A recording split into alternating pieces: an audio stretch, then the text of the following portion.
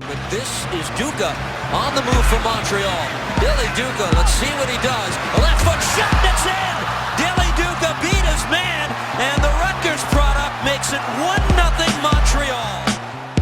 This is Off the Woodworkx with Kevin Laramie, the longest running podcast entirely dedicated to the Montreal Impact. It's wide open now, Malice, plenty of room. As Pachuca have 5 players lined up across the back. An opportunity! It's Vanney for Montreal! The rookie!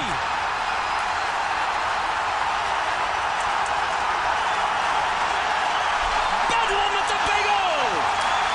Good day, good night, and welcome to a brand new edition of Off the Woodworkx, post-game edition, coming to you live from Toronto, Ontario, Canada, where the Montreal Impact were facing their bitter rivals in the latest installment of the 401 Derby in the Amway Canadian Championship, playing for a chance to be in the final, to play for the Voyageurs Cup, to make it a three-peat for the Montreal Impact, and they got through their first hurdle, coming to Toronto with a 1-goal advantage. That 1-goal advantage at home came to play, but you know what at the end of the day came to play? My 2 favorite words in the English dictionary. No, it's not default. It's away goals. Away goals. Away goals. Away goals for the 3rd time in the last couple of months. The Montreal Impact moved out of a knockout home and away series because of the away goal rules. Actually, we said that before on this show. It was implemented for the first time in the CONCACAF and Champions League competition and in the Voyageurs Cup per se. It's the same rules. Last year in 2014, the Montreal Impact took advantage of that against Pachuca and against Liga Deportiva Alajuelense. Now, the Montreal Impact did the same thing. You know what? They learned something out there. They learned how to CONCACAF, and they CONCACAF'd Toronto FC. They're bitter rivals. Yeah, that elusive victory at BMO Field did not come tonight for the Montreal Impact. But again, and that for the 3rd year in a row, here and there, either directly or indirectly eliminated Toronto in the Voyageurs Cup. Again, so it still makes it a little sweeter that, like Dominic Oduro will say, that we heard later on this show, his post-game comment, exclusively on Off the Woodworkx. Here tonight, you can hear Oduro, Klopas, Vanney, as well as Nigel Reo-Coker and Laurent Ciman. So we'll talk, and Kenny Cooper as well. So we have all those clips for you later in the show. But now, the Impact went back to the game. It was a hard-fought game, physical. Just ask Maxime Tissot, just ask Kenny Cooper how physical that game was. Unfortunately, the Tissot injury cost a lot of Montreal, cost 2 goals, but fortunately, they were able to turn the tide. Turn the tide or the habit of conceding a lot of goals in the second half. Lately, the Montreal Impact have been doing this. It's been a trend. It has become a habit over the weeks to come out flat in the second half, come out either with the lead or needing a goal in the second half. This time they were coming in the second half with the lead, pretty big lead when you think of it, and they had a chance. Then the floodgates opened, it escalated quickly, but then the Montreal Impact, by way of Dom Oduro's head, were able to not tie the game, and they still lost the game, but to tie the tie and able to move on because of that beautiful, oh so beautiful away goals rules. As I'm looking at the Sky Dome right now, reminiscent of seeing the Montreal Alouettes play there a couple times, but most of all, the few times the Expos plays there. This city has never been kind to Montreal hockey team, baseball team, football team, and now soccer team. No. But it all makes it so worthwhile when we, they, us, them, whoever, come out of this city with either 3 points or a qualification for a final. And now moving on to the final, which As I'm talking to you, I don't know the result of the end of the game, but I know at around the 84th minute, it was 1-0 for Edmonton in BC Place in the first leg of the other side in the bracket of the semifinals of the CONCACAF Champions League, which was FC Edmonton versus Vancouver. Vancouver with a very young team. Edmonton with a pretty good team with a couple of questionable starting players. But at the end of the day, if I'm not mistaken, at the 84th minute, it was 1-0 Edmonton. So who knows what happened? A lot could have happened in those 10 or so minutes of play that was left to play in Vancouver. But you know what? If it's Edmonton, it's Edmonton. They're really up for it. They want to create an upset. Yeah, they might not win the Voyageurs Cup in the final against Montreal. But they're going to fight for it. They're going to try, and it's definitely a target for Edmonton to either get to the final of the Voyageurs Cup or to qualify for the CONCACAF Champions League. Because honestly, it's one of the only ways an ASL team can put itself on the map on a bigger level than either locally or in the NASL bubble. So for that, let's go back to the beautiful game of the Montreal Impact. We have the official match statistics right here. Yes, it finished 3-2, but 3-3 on aggregate. Montreal moving on with the away goals. Goal scorers. Altidore at the 22nd minute, assisted by the little tiny Giovinco, who was very impressive on the pitch. I say tiny, I don't mean that disrespectfully. I mean that because he is very small compared to an Altidore or a Bradley. But the things he's able to do on that pitch, I'm not going to lie, I'm very impressed by it. That player has seen him play live. His little feint, the way he thinks, what he did to Wandu, and he threw the ball to the left of Wandu while him going to the right. And yes, at the end of the day, Wandu blocked that play, but he didn't make him look not that great on that play, even though Wandu turned around and eventually made the stop on that play.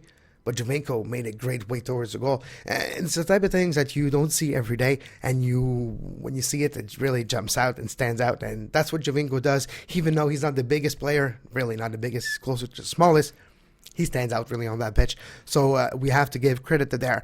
And then Cooper scored, assisted by Malice. A great shot pass by Malice that Kenny Cooper was perfectly placed for it and heeled it, a kick from his heels right into goal. Score at the 25th minute to tie the game there, but to give Montreal the 2-1 advantage on aggregate at that point. Miller has also assisted with Malice. Then Benoit Giroux tied the tie on aggregate, but still Montreal had the away goals rule when Benoit Giroux at the 56th minute, assisted by Altidore and Michael Bradley, scored a very important goal for Toronto FC. And then 2 minutes later, the floodgates open, and what you see happen a lot of times in the world of football, yes, I said football, it's called football. After you see one goal, you see another scored right away. It's like that lapse of momentarily, a small lapse of not necessarily judgment, but a small lapse of, okay, let's go, we're going to restart. Oh, damn it, another one just scored. In that instant, you see that very often, that famous 1-2. Well, Giovinco scored at the 58th minute, assisted by Josie Altidore. And it looked grim. It looked lost. Yes, Toronto FC was up 3-2 on aggregate. But because of that beautiful away goals rules, the only thing Montreal needed to do was to tie that game. They didn't need to tie and then to score and not to force and go to overtime and penalties. No, because of those two beautiful, oh so pretty, oh damn, they're so pretty words. Away goal. Because of those words, because of those those two away goals that Montreal scored today. Because of Cooper. And man of the match, in my opinion. Even though we didn't really see him all game, when it was really time to shine, he came out, jumped a little higher than everybody else, got his head on that leather ball. Well, it's not really leather, but it used to be. You know what I mean. Put his head on that ball and hit it right into the net. Right past the keeper, Konopka. Yes, he's the backup. He's still a pretty good keeper, though. Eventually, I believe he's probably going to be the first keeper of Toronto. They're trying to find some ways to save money in the back because they have a lot of people to pay up front. That's something aside. When Oduro put that ball past Konopka right into the corner, right bottom corner of that goal. For the equalizer in the tie, but because of the away goals rules, at exactly the 84th minute, the play assisted by Miller, McInerney, Piatti involved in the play as well, and the creation before it was to Wandril. So Wandril, Piatti, Miller, Jack Mack, and Cooper created that goal. It's the whole play in itself that is just magical. It's just not a one-off. And to get the feeling of the people in the stands or in the press box, I have to tell you, they were expecting that goal. Like, yeah, it's TFC. And even on Twitter, you could feel that it's TFC. They're going to TFC really soon. It's Tobias time. In their words. People were wondering where Tobias was. Tobias came at the 84th minute for the Montreal Impact to again eliminate the rivals, bitter rivals of the 401 Derby. All right, enough of me. Let's go listen right now to the winning coach and then the losing coach.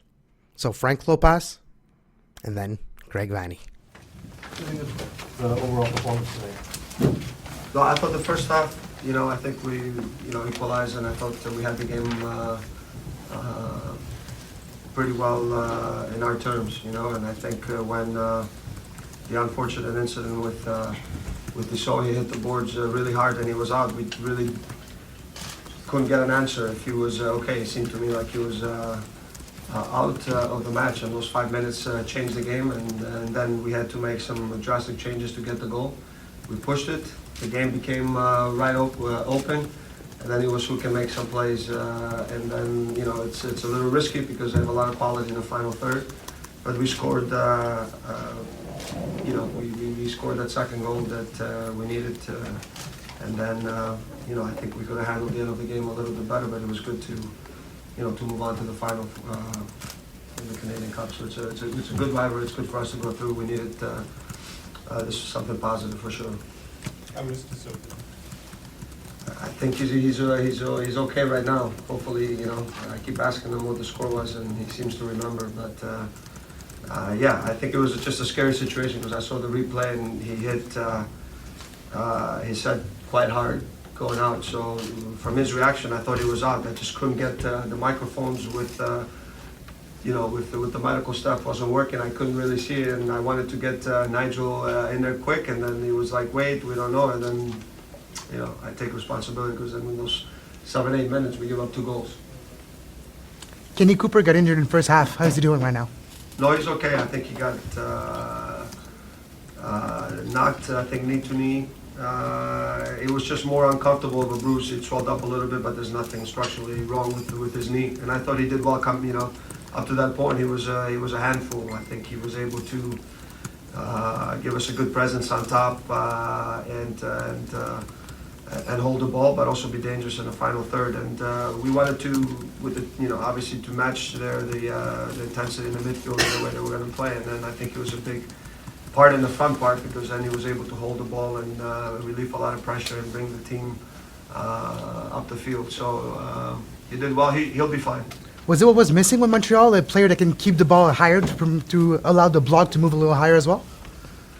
I think he brings something different. I think that, like I said before, I think even late in the game when we push with 2, it's different characteristics because Dom is a lot more faster. Jack is a guy that's in the box. He brings something different because he's a big guy, 6'4". Obviously, he's good in the air, and he's physically strong now. That when you play to him 2 feet, he's got good feet that he can connect with players and hold the ball. It's different because now we don't have as much the pace of Dom, to get behind and stretch teams. So it depends what we need, and I think he brings something different to the team, which was for sure needed. And I think it was very positive the game that he had today. It's unfortunate that he came out because we wanted to push him as much as we could. We were thinking 60 minutes, and unfortunately, he had that knock early, and we had to take him out. Will you be campaigning, Frank, to have an away goal rule in MLS at some point? You just keep winning on away goals.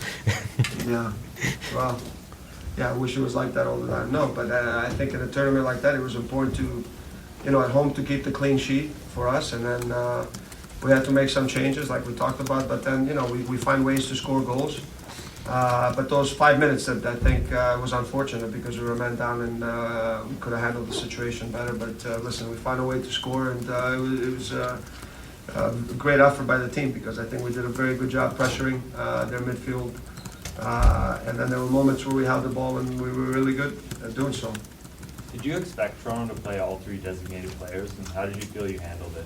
I had a feeling they would, because I think not traveling, and then obviously it was like us, with us, the game, the home game on Sunday, they didn't get a result, so I think they needed something positive. They were at home, so I felt they would start everyone. Now how much they would go, because it's almost, if you play 60, 70, it's normally Wednesdays are probably the hardest days of the week leading up to the Saturday match, so I knew that they would push a lot of guys. Look, I think that when you give Jovinko opportunities in the open field, he's very dangerous. I thought Michael, what can I say, he's a two-way player, he's fantastic, one of the best in the league. And then Altidore is a handful, so I think that they have a lot of quality with those three guys, but overall they're a solid team. I think regardless of the start, I know that they're a team for sure that it's going to be there in the end. What do you think of the performance of Laurent Ciman that saved 2 goals for you guys? Yeah, I thought he was very, very good, Laurent, and I think the more he gets to learn the league a little bit more, the better he's going to become. But he's a leader in the back, and I think also Vanney, there he made some crucial timing tackles that I think that stopped their play. But Laurent, yeah, his composure in the back with the ball and his leadership was great, and he's not the biggest guy, but he's really good in the air. But he composes the game out of the back and kind of guides the back line. It was good, but I thought also Tissot hasn't played. Normally he's a left midfielder. We had to use him in the back because of the injuries that we had. And I thought Eric Miller on the right side, as the game went on, he got a little more confidence to play, and I think that's all they needed. They need to believe a little bit more. But I was happy with the bite of the team and that they showed just to compete in the midfield because we needed to do that, and then also being good with the ball. Thank you. Okay, guys, thank you. Like a win. Do you take solace in the fact that you came out through 2 winners on the day, even though it's the end of your Canadian championship journey? Yeah, the task of the guys today was win the game, right? To set an identity for ourselves at home, to find some urgency as the game progressed, position themselves to move forward. We did all of those things. We made a couple of mistakes for sure defensively. They could have cinched it up. But the objective was win the game, position yourself, and go from there. Unfortunately, we make an error there at the end, and we have to get better at a few of those things. It's not the first goal we've given away at the back post with the weak side center back losing a mark. So, but aside from that, I thought the performance overall was controlled. We had a lot more of the ball. We created some chances. I thought we were one pass away from a lot more chances. Sometimes guys getting grabbed when we were on breakaways, and unfortunate to not get the right position, and sometimes we just didn't connect the final pass to the final run, which I thought would have led to quite a few more chances. So for us, again, it was about identity and continue to take steps forward as a team at home. What do you think about your performance of your attackers, Altidore and Jovinko? Good. I thought they got into great spots. I think they created a lot of problems. They were able to receive balls and run at the back line. I think they'll still continue to progress in reading each other on some of those final runs and final passes. When they do that, they'll create even more chances. I think for Sebastian, is continuing to gain trust in the guys around him. Sometimes he really tries to take things onto his shoulders, and as we continue to make runs for him ahead of the ball and different things, he'll find more options. But I thought they all put in a lot of work today, and like I said, positioned themselves to win. And we got some good attacks, some good goals, and I was pleased with that. Greg, Jovinko's obviously used to getting abuse from opposition players, but are you beginning to worry about the treatment he's been getting? The last couple of games, it's been fairly harsh. Worried, I'm not sure. Irritated, highly, because I think it's the responsibility of the referees to protect him. He takes one from behind early in the game. His ankle is bleeding. The ref says play on. He's got like he didn't get hit. Those are opportunities for a referee to say this is unacceptable on the field, to get a chunk or a piece of a guy from behind. They're supposed to protect not just him, but all attacking players and all players in general from those moments. So I'm not concerned because he's an intelligent guy. He's grown up probably having to deal with it his whole life, and he understands how to get in and out of those things. But I'm totally irritated at the fact that the referees don't do a job, which is to protect some of the key guys on the field. That's what people pay to come see, and those guys have to be on their own right protected. This league has talked about it since day one, and it's just they gotta follow through with it. Was it defensive breakdowns? Was it missed assignments? What was it on the 2 goals? Like, especially the first one. Now it seemed to have a lot of time. Chested, pivot, and then volleyed. So yeah, the first one I would say is missed assignments. The ball was hit to the near post and flicked, and it looked like guys. It happens fast, and guys lost their marks as the guys on the back post for them maybe changed their runs or pulled out of their runs. We continued to move to where the ball was, where we thought the ball was going to go, and didn't deal with the guys in terms of marking, and so that's just pure missed assignments. As far as the second one, it's a guy lost at the back post off the back shoulder of center back, and it was Damien in that particular moment where a good cross gets in, but we've got to be able to deal with that. You got to lock in on your guy and make sure he doesn't get a free header, and he slipped away from us, and Dominic, that's all he needed was to finish the goal. So that's a missed assignment as well in a way, right? Greg, what was your assessment of the game based on the last 2 changes you made? In terms of the last 2 changes, substitution, what was your Well, at the moment we were up 3-1.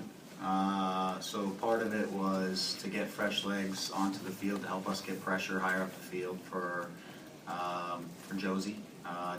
Josie's played a fair amount of minutes. He did a lot of work. It was just to allow us to work a little bit to get pressure to the ball up higher up the field, keep their center backs under pressure. And the other was Warren. Warren just is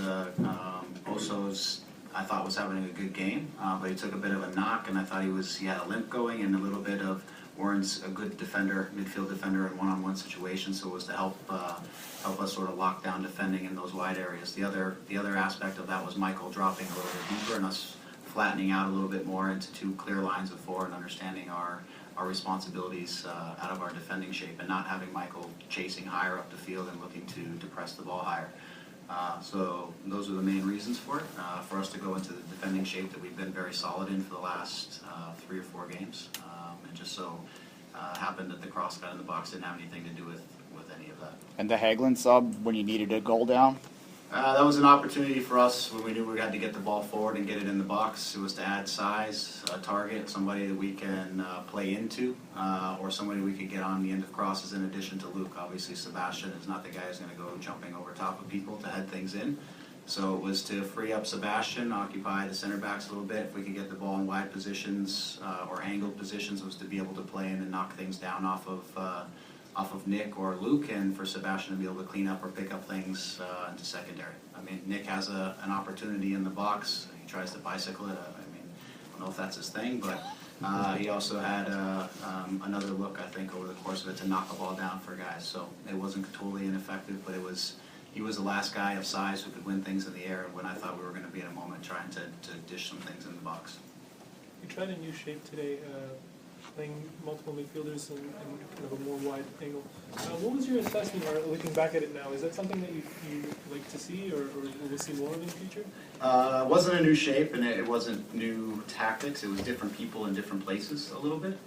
So Benoit, as an example, sat a little bit deeper, and his responsibility was to stay in front of the center backs, protect us from counterattacks, and help to sort of build the game a little bit, which freed up Michael to play more advanced, and we asked him to play a little bit higher up the field and to see if he could work with Sebastian and Josie and do all the running that he does. But then it's not a matter of he and Benoit having to figure out who's going to stay. It was Benoit, you stay, and Michael has the freedom to advance when he can.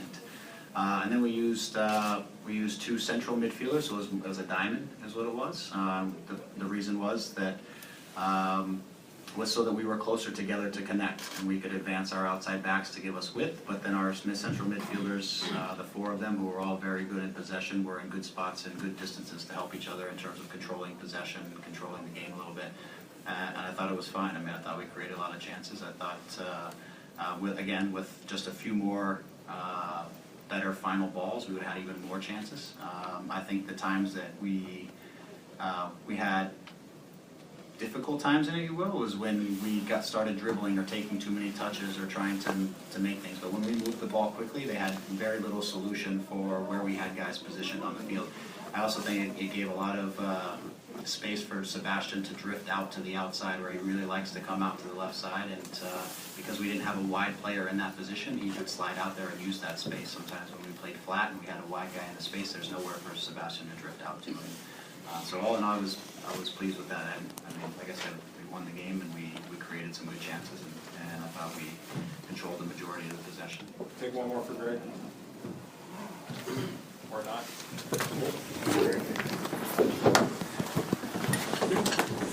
And we're back on Off the Woodworkx.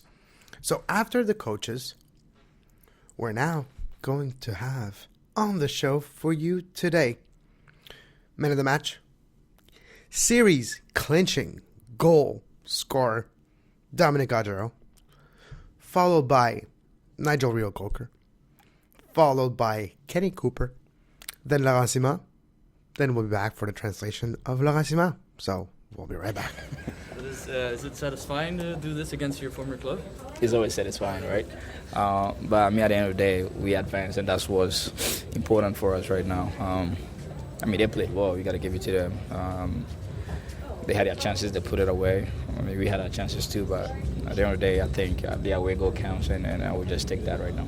If you're the opposing team and you see a guy from the other side totally blanked out on a head, what seems to be a head injury, do you stop playing or do you keep playing? What do you do? Well, you know where I'm getting there. Yeah, I know where you're getting at, but I don't want to say to be fair, he was outside, so I guess according to the rule of the game, is if he's outside the game, outside the pitch, I think plays allowed. I think what we should have done was just try to keep ourselves intact and then wait for him to come back. But I mean, I can't dwell on that right now. At the end of the day, we advance, and that's a good morale for the team. Winning on away goals, a series, does it have the same taste in your mouth? Is it the same, or does it leave a little something lingering in the background? Listen, it is. Winning is good. Whether it's by goal merits or whatever. At the end of the day, it helps the camp. It helps camp, feel good at the end of the day, and that's what it is right now. Morale is good. We just came back from playing CONCACAF finals. I mean, we're still hype. We know we have a lot of games to go, but like I said, we got to have that winning mentality. But again, this feels like a win at the end of the day, which is a win technically. So I think we were just excited about it. Just take us through your goal. It was a nice build-up to it with, I think it was Eric Piatti giving the ball to... Eric on the sideline. Vanney and then to Eric. And yeah, I mean, it was more like, for me, it was a check and goal. Then, he hit a great ball. You got to give him that. The ball just came right there. I just moved away and it came right to my head. It's just a matter of just directing it to a different angle, and that's what I did. Like I said, going forward, that's what we need everybody, to pitch in. Eric did a great job, and it was a fantastic header. Good. Thanks. Nigel, you watch your team win a series again on away goals. Does it have the same feeling, or is it a little bit different because it's on away goals? Honestly, I can't even answer that question. I have no idea what to say. Right about now, we seem to be more of a cup competition team than a league team, but at the end of the day, we got to the final. It's another competition in the final, and we just got to look to develop from this. Now you're waiting for your opponent. Edmonton or Vancouver are playing tonight and next week. What do you want more? In MLS side that might take the competition less seriously, or an ASL side that has something to prove? Either way, whoever gets to the final, I think it doesn't really no concern to us. For us, at the end of the day, we've still got to win that final if we get there. So, for us, I think it's just developing. From now on, every game we've got to look to develop and improve on. We've got things we need to work on. We've got things that we can do a lot better. And I think that's what we need to concentrate on now. Regardless of what competition it's in or what game we're playing, we need to keep looking to develop and, become a better team. Thank you, Nigel. I hope okay, but we don't really fully know yet. Well, before you had to leave with a knee injury, you scored your first goal in your first start with the Impact. How does it feel? It was great to get a start, and I was really eager to play, so it felt good to get out there with the guys. I've had a good about a month of training with them, and it's nice to have that that time with them. I feel like I'm getting to know them better and better. So it's great to be able to get a start. And unfortunately, it ended earlier than I would have liked it to. But the important thing is we got a great result, and I'm moving forward in the tournament. You played for 26, 27 minutes. You still managed to create about 3 solid chances. So it feels like things were really clicking with the other guys on the pitch. Well, I didn't create the chances. They created them. Sometimes as a target forward, you're just getting on the end of things, and that's credit to the great work that the team was doing. And I'm fortunate that I was able to get on the end of some things. And Malice did a great job for the goal. All I did was tap it in. So I give him a lot of credit. Give him all the credit for that. I think we're a really dangerous team. And, there's a lot of quality and a lot of great chances created. And fortunately, I was able to be on the end of one. Thank you. Come back quick. Okay. Alors, Laurent, ce soir, vous avez eu un gros travail défensif à faire contre eux. Ils avaient mis toute leur tir lourd. Comment trouves-tu que vous vous en êtes tiré? Je dirais dans l'ensemble bien, vu qu'on passe. Après, il y a des choses qui n'ont pas été. Je pense qu'on a pris 3 goals, c'est ça si je ne me trompe pas. Ça fait un peu beaucoup. Je pense que sur le deuxième, on est désorganisé. On doit apprendre de nos erreurs. On l'avait déjà fait à domicile contre Portland. Donc aujourd'hui, ça s'est reproduit. Il va falloir que ça s'arrête. Donc on va travailler ça, je pense, demain. Et le coach en a parlé. Et puis le fait aussi de rester trop longtemps à 10 contre 11, c'est pas normal. À partir du moment où le joueur sort et qu'il est OK, il doit vite remonter sur le terrain pour venir nous aider. On l'a vu, on a pris le 3e goal là-dessus. Si on est un jour en plus, je pense qu'il n'y a pas le but et on s'en sort mieux que ça. Donc c'est des petits détails, comme je l'ai dit, qui font la différence. Et on doit apprendre de nos erreurs. Donc la prochaine fois, il faudra vite remonter sur le terrain et apprendre à ne pas être désorganisé sur une phase arrêtée. Ça fait quelques matchs qu'on voit avec Wandril. Vous avez une belle complexité sur le jeu. Est-ce que vous pouvez nous décrire un peu le jeu avec Wandril? Comme je l'ai dit, on s'entend très bien tous les trois, que ce soit moi, Baki ou Vandou. Voilà, Vandou a eu l'occasion de jouer. Je pense qu'il a bien fait encore ce soir, comme il avait fait au match aller. On s'entend très bien, il parle français. Voilà, il comprend mon jeu et je comprends le sien. Voilà, c'est pareil avec Baki, mais ça se passe bien pour le moment entre nous, que ce soit moi avec Baki ou avec Vandou. Et peut-être qu'un jour, ça sera Vandou et Baki. Donc voilà, c'est bien, il y a de la concurrence. Vandou nous aide aussi à être beaucoup plus fort, Baki et moi, parce qu'on sait que derrière il est là. Donc voilà, c'est bien pour la concurrence, c'est bien pour l'équipe. Si on regarde les phases arrêtées, sur le plan offensif, tu cadres un tir en début de match, Max fait un beau corner qui mène à un but. Ça, c'est un aspect qui était à travailler. On dirait que le travail commence à porter fruit. Oui, mais je pense qu'on peut être dangereux devant le but. Après, il faut les coups francs qui vont avec. Aujourd'hui, Max a super bien tiré. Marco les a bien tirés aussi contre Portland. Donc je pense que les tireurs ont tiré les bonnes phases arrêtées. Nous, on peut être dangereux devant le but et aller à la balle. Et aujourd'hui, ça s'est bien passé. La semaine dernière aussi. J'espère que ça va continuer comme ça. Merci. And we're back on Off the Woodworkx. So, what Laurent Ciman was saying, what Lolo was saying, the gist of it, he was saying it was not a great outing. It was they did what they had to do. They achieved the goal of moving on to the final, and they got to win the thing. But they're saying that it wasn't necessarily the type of game that he liked. They conceded 3 times, a couple of goals. But at the end of the day, I asked him if what about his chemistry, his like friendship on the field, off the field that he has with some Wandril. And he said, the relationship with him and Wandril and Baki Soumaré included, those 3, they have a great chemistry on the pitch. They understand each other. They understand where the other is placed at all times and where he's going to go, where he's going to move. They anticipate each other's moves, and it makes for a great relationship on the pitch, off the pitch, and it makes for good competition for him and Baki, because they know that Wandril is there in the background, just waiting for his opportunity. So if one of the guys is not up to par, they know that the other guy is there waiting in the shadows to take the spot. So there's a good, not a rivalry, there's a good chemistry, and there's a good competition in the 3 to be the starting 2. And then at the end of the day, they all like each other on and off the pitch. The fact that they speak all the same language, and it's a language that Not a lot of players in the MLS do speak, so it gives them a certain advantage. There's some in Toronto, but it's not that big of an advantage, but it can be in some important instinct kind of reaction type of moment. You never know. So that's what he spoke about. And one thing he mentioned too, he mentioned when you're playing 10 against 11, it's not normal. You know, when you're injured, you out there and you're okay, you have to come back to the field. You can't just stay there. And that brings me to the Maxime Tissot. When he got injured, there was 2 goals conceded while he was there. The third goal was right at the end, but it was there.